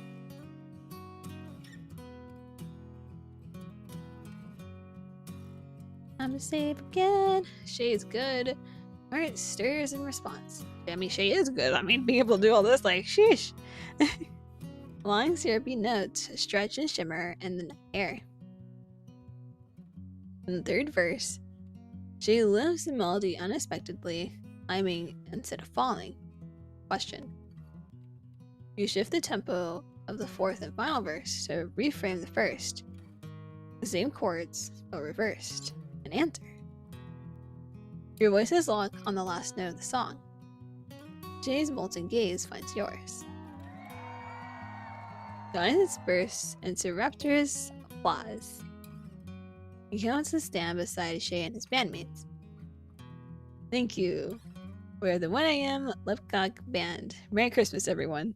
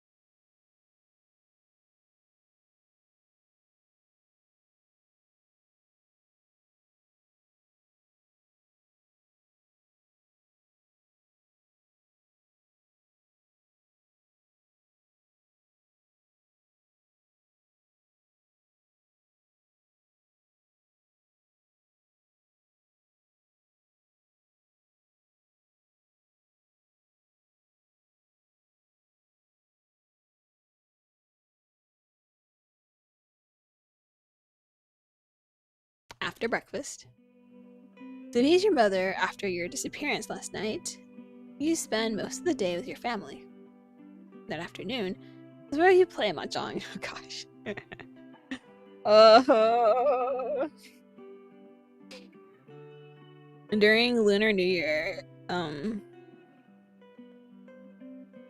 they were playing mahjong for like, I think it was like almost the whole afternoon. We didn't even get home until like 8 or 9 p.m. I think. And I was just like, oh gosh. And then they're just like, oh, Ma, you want to play? And I'm like, nope. I don't like sitting in a spot for very long. And they're like, there's this thing that mentions like the luck of the table and everything. Or like the flow of the luck of the table or the flow of the table. So you're not supposed to like get up, whether you want food or go to the bathroom or anything. Yep, you're not supposed to get up. And I was like, I cannot. The Christmas presents from your extended family is stacked in a pile between you. Winner takes all. Oh my gosh. To nobody's surprise, your mother ends up winning by a big margin. Oh, does she play mahjong with the other aunties? That's why she's in good practice.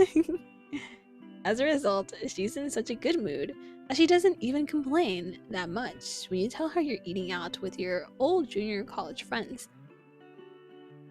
When evening rolls around, you meet Junie by the river as promised. She blows you into a bone-crushing hug, thumping you on the back as though executing the Heimlich maneuver. Oh my gosh. People are going to be so excited to see you. It's been years. The two of you stroll along the river to the restaurant, where you'll be meeting the rest of your classmates. Hey, maybe this is the day you and Q finally get over the bad blood between you two. You've never actually told her what went down all those years ago, even though you suspect Junie guesses some part of it. Ooh, we're getting into it. Yes, let's go. 7 years ago. In the months leading up to the national examinations at the end of junior college, Q and you spend most of your waking hours after school studying together. Amidst the whirlwind of classes, mock exams, and college applications, you and Q fall even more in love. One afternoon, the two of you head to the library after class, but the air conditioning isn't working. No! Your brother had invited some friends over, so your house is out. I guess we can go to my place. My mom's out with a friend today. She'll be back late.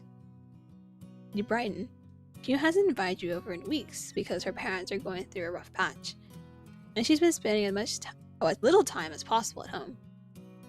All you know is that Q's mom had found out about her dad cheating. Ooh! You never want to talk about it. Sure, I'll come. Can we make dumplings for dinner together after? As far as you're concerned, that recipe is the only worthwhile thing you ever inherited from her mother. I swear, it's the only reason you continue to hang out with me. I mean, among other things. You slip your hand into Q's, fingers lacing together as you head toward the bus stop. You settle down next to Q at her dining table. The two of you work mostly in companionable silence. You're finishing up a chemistry assignment, and Q's doing a literature mock paper. So much homework. After 2 hours, your attention slowly begins to wander. She looks up, narrowing her eyes at you. I can feel your gaze from here. She looks up at you, lips curling into a crooked smile. I promise not to be distracting. You're the one being distracting. You're being distracting!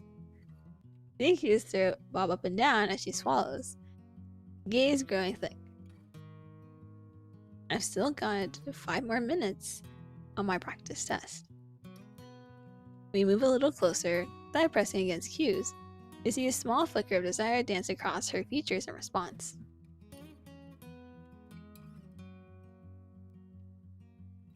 No, no, look here. We are studying. We need to study and do well in our exams. There's no time for kissing. We can kiss. We can kiss afterwards.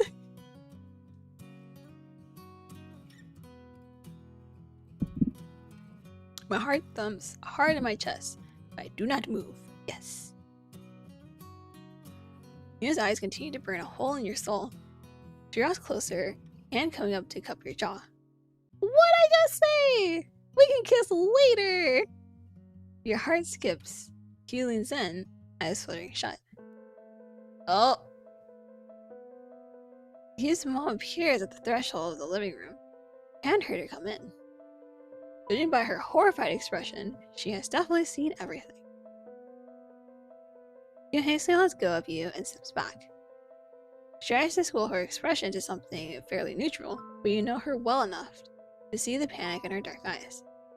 Shit. The long and terrible silence. The thump thump thump of your heartbeat is the only unreliable measure of time you have. She doesn't tear her eyes from her mother. An entire conversation seems to be had in your presence, except you have no idea what's being said.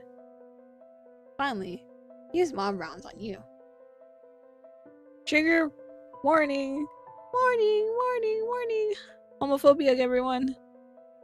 I would assume this was gonna happen at some point. Here we go! Trigger warning! Trigger warning! Okay, I'm gonna take a sip of water, then we'll continue through this.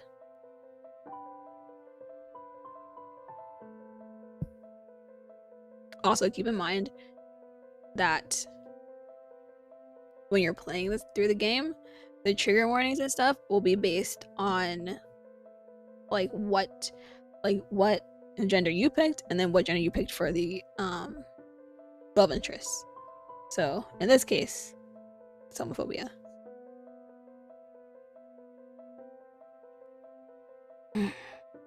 I knew there was something wrong with you. No, it's not what you think. You'll never know what Q had intended to say because Q's mother cuts her off. She holds nothing back. Mandarin words come at you, sharp and fast, like throwing knives. In English, Miss Lin has always been hard and derisive, but in Mandarin she is a force to behold. A typhoon, sweeping and tempest? Yeah, tempest. Tempest. Do you think this is love? Beneath the surface of fury, you see a pang of fear and repulsion on her face that makes your gut twist. Q is not like you. One day she'll wake up one day and see this before what it is, perversion. She spits the last sentence out at you. Words wedged like barbs in your heart, digging deep into soft flesh, slicing all the way through. Gonna see which one am I gonna pick. I don't know, whichever one makes me the most angry at her. But my fist launched a fierce fence. Take a shaky breath. Straight for the jugular. That's rich. You likes me about. Ho ho! Yes. Either one or three. One or three. Which one are we going for? Are we defending the relationship, or are we going straight for it? Oh, I'm sorry. Like, I know, like, you're dealing with your own stuff, but no need to take it out on me. You know, what do you know about love?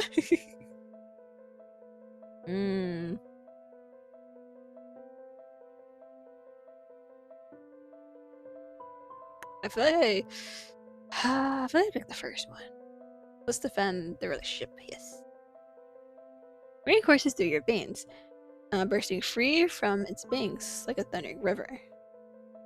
You never had to use Mandarin for anything other than writing academic essays, but in the heat of the moment, the words come streaming out of you. Think this isn't love? Well, maybe what you have for her isn't it either. Maybe what Q will wake up one day realizing is that she should have decided what she wants. Not me, not you. She lets out a bitter laugh, and her eyes meet yours. Don't lecture me about what love looks like. The strange hollowness in her gaze hits you harder than the rage that had preceded it. Believe me, I know a mistake disguised as love. Those are the worst kinds.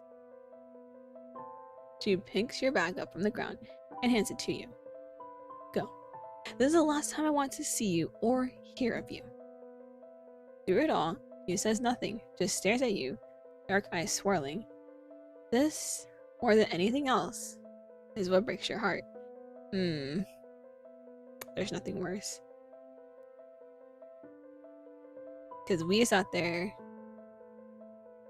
trying to defend a relationship, and then she says nothing. You bite down so hard that your lower lip that you taste the metallic taste of blood. After that day, why didn't you say anything yesterday? What's the use? You know she won't change her mind. Yeah, but remember, if you're silent, you're basically agreeing with whatever they're saying. You still have to say stuff. I don't need her to change her mind. I just want to know where you stand. Q simply stares at you. And the silence, just like it had been yesterday, is damning. You realize that for as long as the specter of Q's parents' pride and their expectations hang over her like a noose, Q will never be happy. And you'll always be collateral damage. This realization turns into a cold, hard pebble in your gut. You shake your head, staring straight into Q's eyes. You clench your jaw, or turn stone. Q catches your arm, voice breaking. Don't make me choose between you and everything else. I can't. Your heart, made brittle by everything that had happened yesterday, finally shatters completely. I'm not the one making this an either-or situation. Don't pin this on me.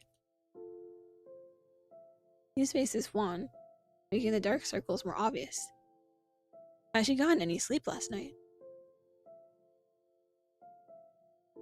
I'll just not hang out in my house. I'll tell my parents I'm sitting outside, alone. Nothing has to change. You say that, but if you can't stand up for when it's important, it's not gonna go well regardless. And no one wants to be a secret. An easy fix, as long as you stay within the clean lines of Q's boundaries, and never ask for more. You would pretend the problem doesn't exist.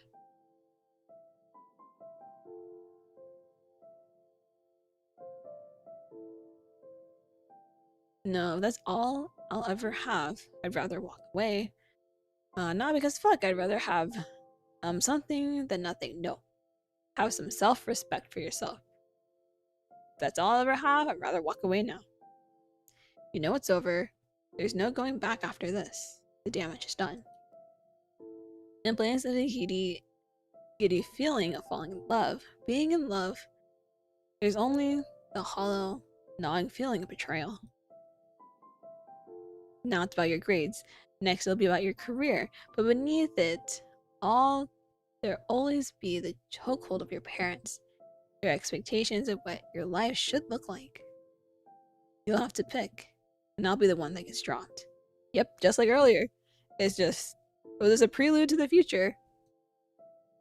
There's a long silence. If you had said something then, anything, to refute this, you might not have walked away. But she doesn't. So you turn and you don't look back. No, we made the right decision. Yes. Have some self-respect. The next few days morph into weeks. You still see Q in class, and sometimes after school. But you barely talk to each other. The haunted look in Q's eyes never goes away. You stop dreaming about the future you could have shared with Q. Instead, you pour all your energy into studying, just to fill the hole in your heart that had once been reserved for Q. Nothing feels the same, but you lie to yourself that if you can just make it through the exams, earn your ticket out of Singapore, you'll leave all the pain behind. Soon classes come to an end. You take your exams, and leave the rest up to fate. In the end, you get a full scholarship to NYU. Ooh, we must be smart. We're very, very smart. And you hear that Q's headed to the best law program in the country. Once you might have hesitated at the thought of accepting an offer that bring you halfway around the world for 4 years. But those days are long gone, or long over. You submit your official acceptance to NYU, eager to reinvent yourself in a new city. That's the last you see of Q. Back to present. 26 December. You and Junie have both stopped walking. Junie had listened to the entire story without interrupting, but now she rests a hand on your shoulder and squeezes. Damn. I'm so sorry you had to go through that. You told me some of it, but I didn't realize it was so bad. Junie pulls you into a hug, and you let yourself relax into the embrace. You do feel a little lighter now you've told Junie what had happened.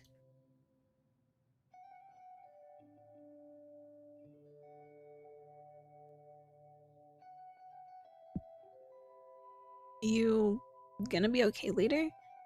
New Q shows up. Junie jerks a thumb the way you'd come. So if you'd like to bail, I know the best Burmese place down that way. You wave a hand at Junie. I'll be fine. The restaurant is all sleek black and white lines and dark mahogany. The bass thrums with Christmas Eve energy. Clinking glasses, burst of laughter, murmur of a low conversation. You scan the sleek interior until you spot familiar faces at a corner booth. Tag, your classmate and Junie's boyfriend, gives you both an enthusiastic wave and dashes over, pulling both you and Junie into a bear hug. Aww. That's so cute that they're still dating though. Aww. You're heading towards the table with the two of them when the door swings open again. Something. Instinct perhaps, or maybe just bad timing. Makes you turn to look. There she is! You stand silhouetted in the doorway. The smile on your face freezes in place. Time slows. His eyes meet yours, and all the air whooshes out of your lungs.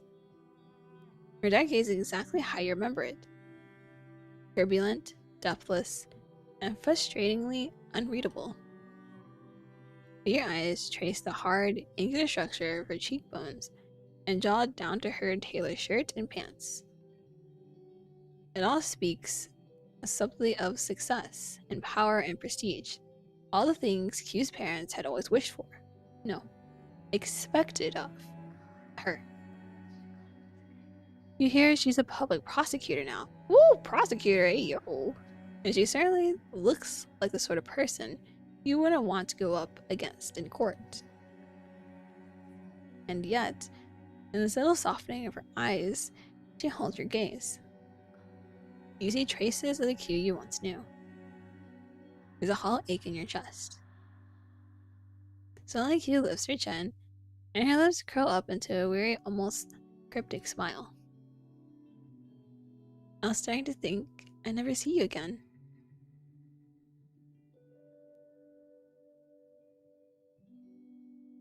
Being silent, overcome with emotion, I missed you, I admit. Too honest for my own good. Too honest for my own good. Me too, I say coolly. It's been a while. Yes, I mean, it has been a while. Emotions surge beneath your placid surface as you stare at Q, the first person you'd fallen in love with, and the first person to break your heart. But you surprise yourself by giving absolutely nothing away. When you respond, your gaze is level. Me too. It's been a while. Your tone is cool. You're determined not to give Q the satisfaction of knowing the effect she has on you. She presses her lips together, and you see a vein in her neck pulse. He pushes a strand of hair out of her eyes. You recognize the tick, She does it when she's nervous or uncertain. And there'd been a time you'd found it impossibly endearing. After chatting for a while, Yusuke slides to the table where your classmates are seated, watching the two of you with undisguised curiosity. She does a chin to the back exit. We talk outside for a bit.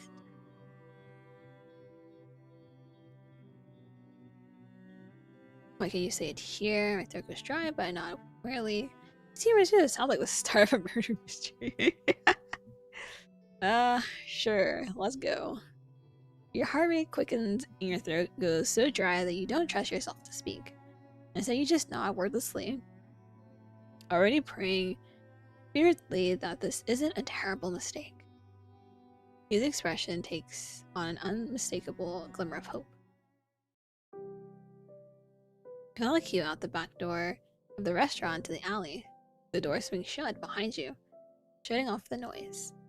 The alley is almost empty, save for several lonely pigeons pecking the ground for invisible food scraps. They're trying their best, they want some food. A crescent moon hangs like a silver comma between the rooftops of old shop houses. The back doors are flanked by a motley arrangement of dented garbage bins, air conditioning compressor units, and plastic chairs well worn from countless smoke breaks. For a while, the two of you stare each other down without speaking. Once, almost 10,000 miles of sea had stood between you, and the past that you'd fought so hard to leave behind. Now, Q's standing so close, you can smell the familiar scent of her soap. True to character, she hasn't changed it even after all these years. I mean, some people just like the same scent, okay?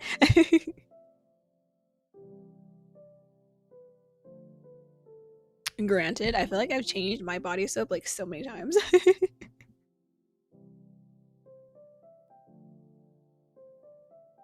You step back, trying to render her proximity less overpowering.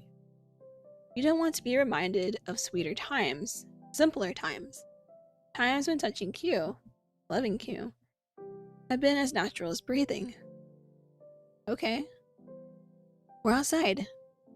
What did you want to say? Q takes a deep breath, and something shifts in her expression. Whatever had remained of her hard exterior crumbles to dust in front of you. I want to apologize for the way things ended. Your heart drops to the pit of your stomach. I assumed you'd always be in my life. I was 18 and stupid and... Q keeps going, words coming out rough and unpracticed. I thought I would do what my parents wanted. I achieved everything on their list. Take them off one by one. It didn't make me feel anything. Q sucks in a breath, then chokes out the words. I thought I could come back for the things that actually made me happy afterward. But by then, you were already gone. You think of that afternoon in Q's house, everything that Q's mother had said, and everything that Q had not. You look at Q for a long moment without saying anything, almost sweating in the humid night air. I never stopped wondering if things might have turned out differently. If I had said something then, if I had asked you to stay all those years ago. Well, I could still be angry about it, but she might have changed. It's been many, many years, so that's why I'm like kind of like, I don't know. I'm angry about it, but you might be different from before. Hi, Yukari. Hi. Happy Wednesday. Yeah, it's Wednesday. Wednesday. We're halfway through the week. Let's go. Is the week going by really slow for anyone else? I mean, it's going by really slow for me. I thought it was like Thursday or Friday at least.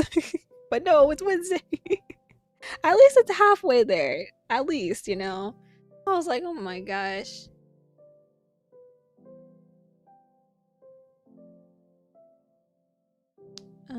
me see if I can find this quick.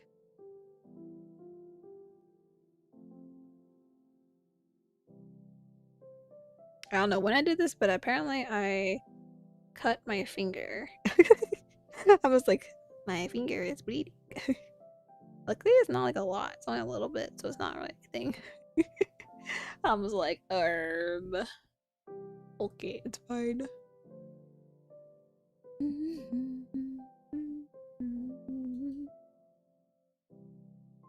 For me too. Oh no. The change in seasons. Imagine changing seasons. I don't really have seasons here. Like it was like it was cold for maybe like a week in February, and then it went back up to like 80 Fahrenheit.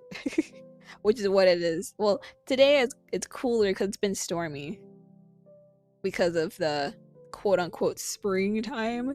Even though we don't necessarily have a spring here, we just have hot and hotter. But maybe the change in weather. No, you trying to tell me all this now? You don't get to do this. Well, you made your decision. I made mine. Now we live with it. Oh shit! Did I say this? Okay, I did say. Okay, I won't say. Yeah, why are you telling me this now? Why didn't you say something like years ago? I get you like, oh, I would literally the excuse is, oh, I was young and dumb. Okay. But if we were to redo that right now, would you still have the same answers? Spring came and so did allergy season. I feel sorry for people that have allergies like that. I do not.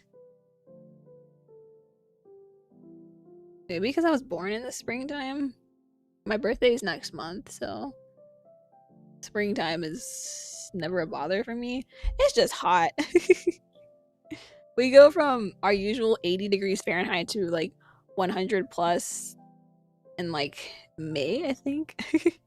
In May or June. And then it's like that until like February or January, and when it snows for like a week. The weather here is like insane. Happy early birthday. Oh, thanks you guys. Thank you. Yeah, I'll have a lot of birthday streams. Because what I'm thinking so far, I'd probably be like 3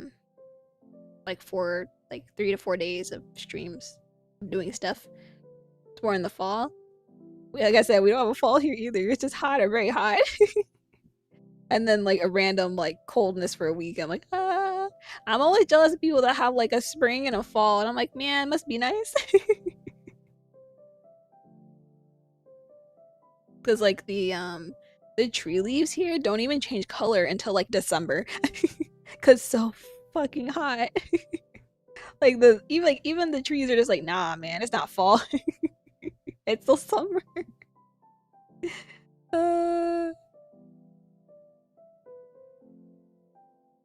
But yeah, it's I feel like the most complicated, like I feel like our relationship with Nat was more complicated than it needed to be. We could have had like we could have worked it out. I feel like that kind of relationship we could work out, but more like you can get back into it. You know, this one, I don't know how I feel about that because we already know how her mom feels about it. Her mom is very homophobic. And then she didn't say anything really to defend us, so it made it worse. So excuse me, I don't want to jump back into that. Q. Q's making you feel things you're not sure you want to feel. You wave a hand at the tailor suit, the carefully styled hair, the accumulated evidence of how much your lives have diverged. You squeeze your eyes shut, feeling the old wound split open, your voice rawer than you expected. You fight for every goddamn thing in your life, but you never fought for me. Exactly. So let me. He looks down at her hands, then back up up at you. When Junie told me you'd be here today, I knew I had to try to talk to you this time, at least. You sighed. So many things have not changed. Her intent gaze, the determined set of her jaw, the way she still makes you feel like you're the only person in the world. And yet, there are so many other things that will never be the same. Years that you've lost and never would get back. I'm not asking to turn back the clock, just lunch. This week, that's all it has to be.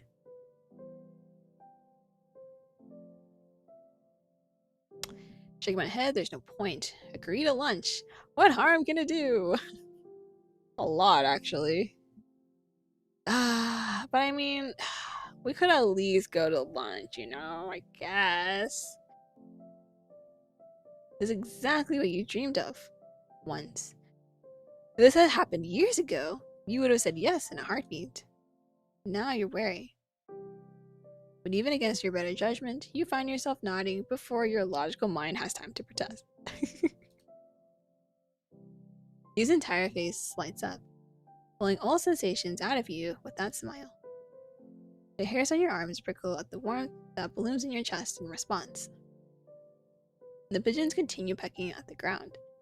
The moon hasn't moved an inch, but inside of you, something shifts. Back at home. That night when you return home, you realize that everyone's been asking you the same question. Are you staying this time? Kevin asked it first, before you left for New York. Then nearly a decade later. Nat, on a hot afternoon at the beach, then a snowy street in New York. Shay, as you dance with him in a throng of people.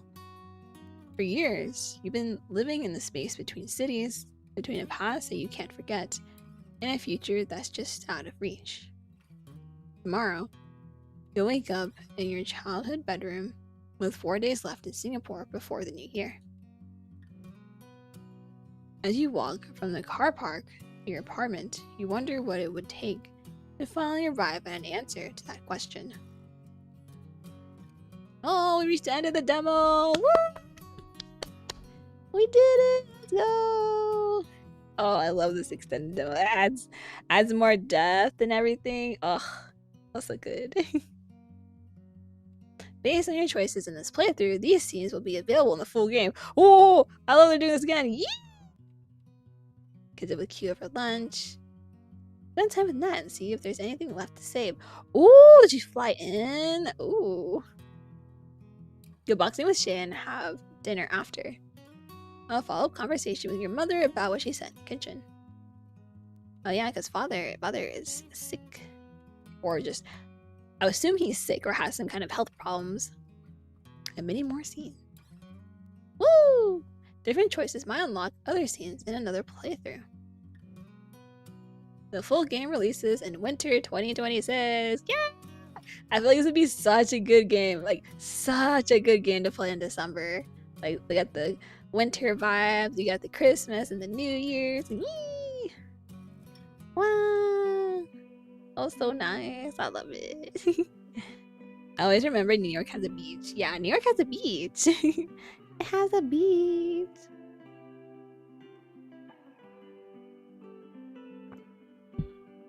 Okay. So what did we think of the extended demo? I liked that there was more depth to the story because a lot of it was taken out to make it shorter, right? With this extra content, it basically made it, I think, about an hour, give or take, of playtime. Apparently, but of course, I went slower because I'm commenting on things, of course. But it was a lot of fun, and I like all the extra things. I love that little CG of Shay. I was like, ooh, let's go. Excuses. Excuses? What do you mean excuses? Excuses for what?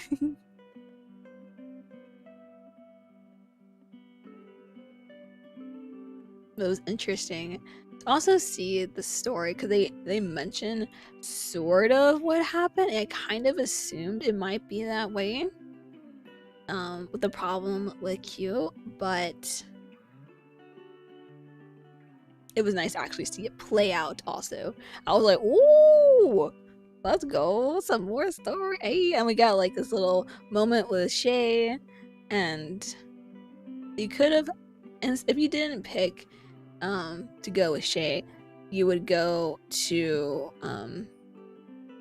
Nat, which I assume would mean you have a phone call with Nat and she might fly in, or you might have like a video call or something. But I didn't want to click on it because this is basically like when the game comes out fully, I'm gonna go like this route essentially. I'm still gonna do probably the same thing and do like, oh, randomize the love interests. So I'm like, ooh, who am I gonna get? Is it male or female? Are they male or female? I don't know. I feel like that made it like really nice. Playing the game slowly. Oh, yeah. But for visual novels, I always play them really slowly because I have a lot to react to. Especially on certain ones, I'm like, ooh, you said what? What? Oh my god. Yeah, playing. I've already played some of the Danganronpa series, but I'm not gonna play any more of it because that involves me putting my Elgato connected to my computer, and I had a lot of problems with my Elgato, so I don't want to do it again. We played through to the second one. Personally, I played through all of it already, and the side ones, so I already know what the story is. Because Danganronpa is my favorite visual novel per se. Like, that's like that kind, like a murder mystery kind. Because usually when it comes to like romance ones, I always put them in a separate category. But we did, everyone. We finished the demo. If you do want to play the demo, and see what choices you make and see what outcomes you can get to, I do have it pinned on my YouTube and Twitch, so you can pick and see what you get. Let's go to the just chatting. And close out the game. And we can get some music. Game, please. Kind of closed. Music. There we go. Oh, it's on a VOD? Probably not. Because that was a really, really long time ago. That was probably like when I was closer to more of the beginning of my streaming. So like 2 years in. Because this year should be my 5th year of streaming.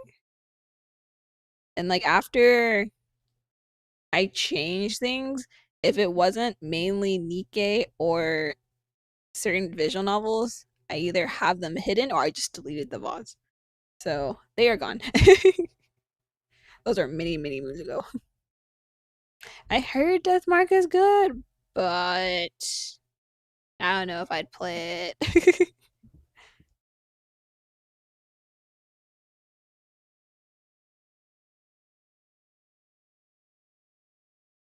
Because like for Danganronpa, for example, as much as I like Danganronpa, it's so long. I was like, oh, there's so much. Oh my god. Ah.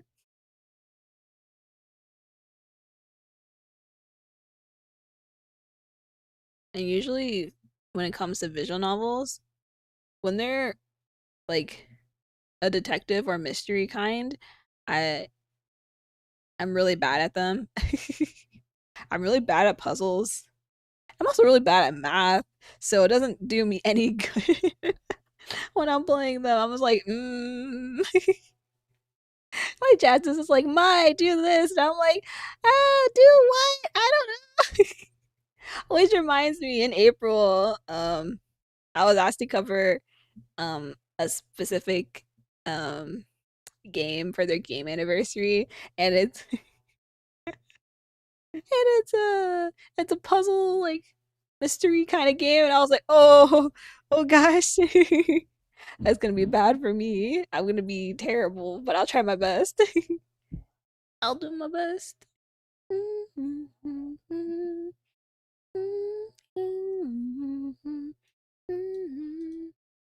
Let's see, it is two something now. So I was like,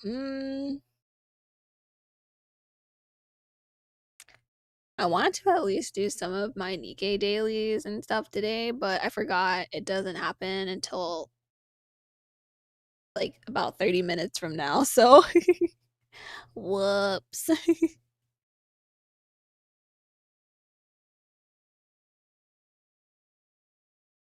Like, no one's perfect, but what's important is having fun. Yeah, as long as I have fun with it, I don't really mind it. Um, Usually I would avoid this like the plague. But I was just like, oh, I did like their other game I played. So maybe this will be fun. But it'll be a time. Don't mind me, I'll be very terrible with the puzzles, but I'll try my best. But yeah, that's all I had for today. Like I said, I didn't want to do some Nikke stuff, but I forgot. It doesn't reset for another 30 minutes. Ah, time change. Ah! I want to do some Nikke stuff. Man. So let's find someone to read. Um, read. Oh, I could go over here. One of my friends is doing a co-work stream type thing, co-study thing, which I guess works out because I will be doing a co-work stream. Whatchamacallit, on Friday anyway, so it works out. So here are socials. Don't to follow any of those. Discord if you want to join. I'm thinking the next community hangout will be on the 25th. We are almost done with A Man on the Inside season 1, and then we'll probably jump into season 2 after that, if everyone that's there wants to, or we'll just like play a game or something. We'll see. Yeah, here is a raid message. You can copy paste when we get over there. Read. And there we go. Yes, I'll see you on Friday. Friday. While I work on some stuff for my birthday stream, because I have a lot I need to do for that. I haven't touched any of it, so that is gonna be a time. On maintenance? I don't know. I've been streaming, so I don't know. I haven't even looked anyway. But yeah, thank you all for joining. Yeah, you guys, thanks for joining the stream. Hope you have a good rest of your time zone. Um, and I'll see you all on Friday. Have a good rest of your day, night, or whatever time zone is for you. And I'll see you then. Bye bye.